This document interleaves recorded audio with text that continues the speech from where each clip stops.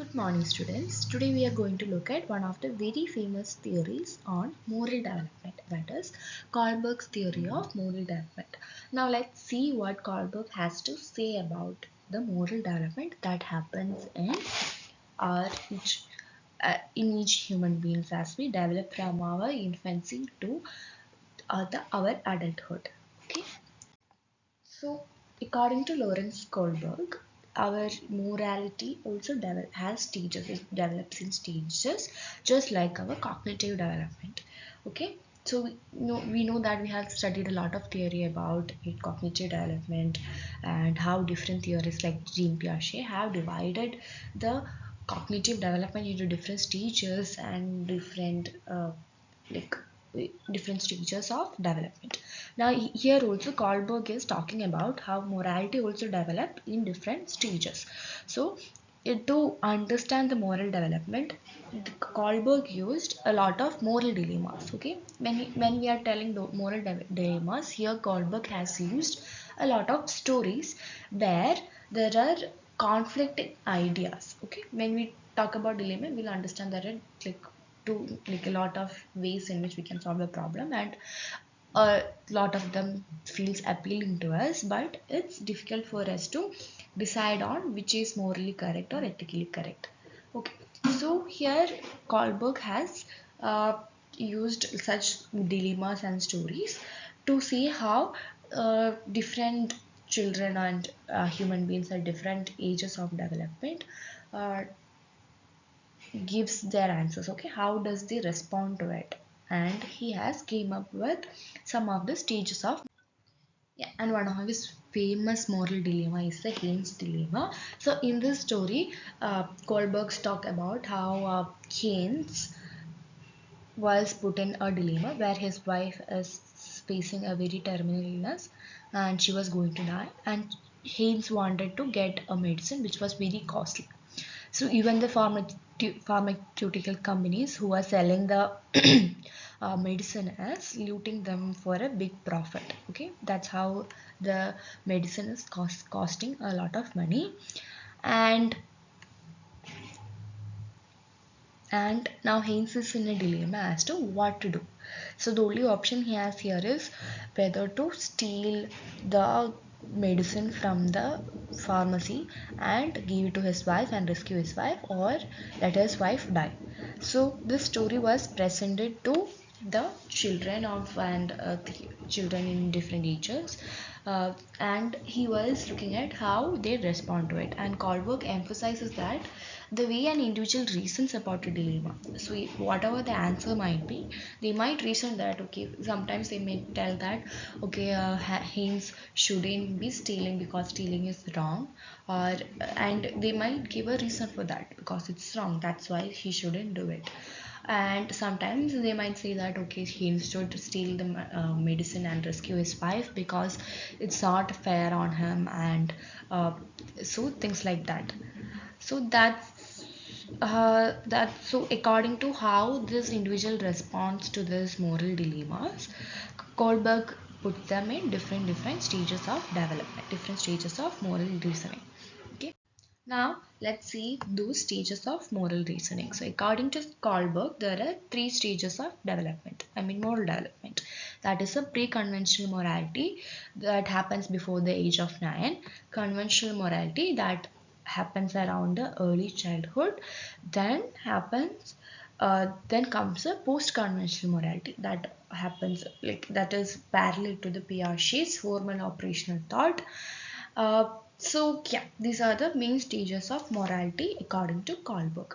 And each level of morality has two stages. Even this level of morality has different stages, and we will see what are these levels and what does it say about each individuals and what are the stages that come under each levels of development. So according to Kohlberg, the first level is the pre-conventional uh, stage of moral development, or the pre-conventional level of moral development. And in the pre-conventional level, a child's sense of morality is externally controlled. That means whatever the child decide is morally right or morally wrong is controlled by the external environment. Okay, so children accept and believe the rules of authority figures and parents and what whoever is around them. The environment basically plays a very big role in their moral development or their morality at this particular stage, that is a pre-conventional stage. And here the child has not yet adopted or internalized society's conventions regarding what is right or wrong, but focuses on the external consequences. They are majorly focused on the what might happen to them, the consequences that might happen to them. When we talk about the stages that come under pre-conventional, it will become more clearer for you guys. So the first stage in this pre-conventional level is the obedience and punishment orientation. So in this stage what happens is the child focuses on being rewarded and not being punished. The child obeys whatever they are told to do in order to avoid the punishment. Okay, so like they are more focused on their emphasis on the consequences that is coming. So if the story of Haynes is given to those children in the stage 1, they might respond as like if they might try, their answer might be the Haynes shouldn't steal because he would be punished and he would be put into jail. Okay, that is the level of moral development they are in. Then comes the second stage, that is the instrumental orientation stage. So what happens in the instrumental orientation stage is they are looking at their best interest, or they are looking at what they will receive if they do the action whatever they are planning to do. So their moral development or their morality depends upon the consequences, or not consequences, what they receive. Okay, what will they receive, or what reinforcement they are getting, they might get from the action they want, they are supposed to do, or if it's their decision, they will decide whether to do or not depending upon the what the reinforcements. Okay, so uh, one basic example is how to do make them do any chore works. Parents will give them any like reinforcements like allowance or some play time, TV time, etc. And then comes the level 2. So the level 1 there are two stages, and in the level 2 also there are two stages. So the level 2 is the conventional stage, and in the conventional level.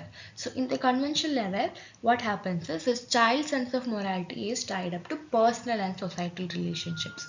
So when we talk about personal and societal relationship, it means the children continue to accept the rules of authority figures. Now their focus is on the relationship they have with the society and their parents and whoever is around them. So let's look at the stages. So first, the stage in the conventional level is the good boy nice girl orientation. Okay, here, so in this stage, children in this stage are looking for the approval of others. Okay, so they do whatever gives them the approval, and they avoid whatever the society or whatever the parents disapprove of. Or yeah, so they want to be nice to others, so they behave, and for them the morally right thing or the right thing to do is something that give them the approval and to avoid the disapproval. And the fourth stage is the low and order stage. So in the low and order stages, what happens is the child will accept the rules and convention blindly. Okay, because they think it is important for the society to function, and it is the right thing to do, and this is what we are supposed to do, and this is how a society function.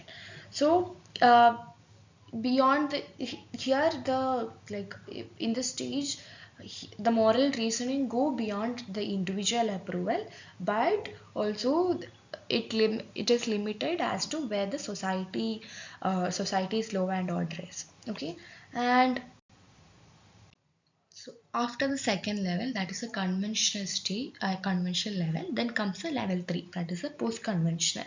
So in the post-conventional level, the children who are in this post-conventional level, their morality is defined by the abstract principles and values. Okay, now it has gone above the law and order thing, and now it's more about the abstract principles. Okay, they have grown to realize that the individuals are separate entities from society, and individual may disobey rules inconsistent with their own principles. and they understand that this law and order was brought upon by the people themselves for their betterment. Okay, so let's look at the stages in post-conventional level. So post-convention moralists live by their own ethical principles. Okay, that's why we would tell. So for an example, rights like right for life, liberty, justice, and view rules as useful but changeable mechanisms.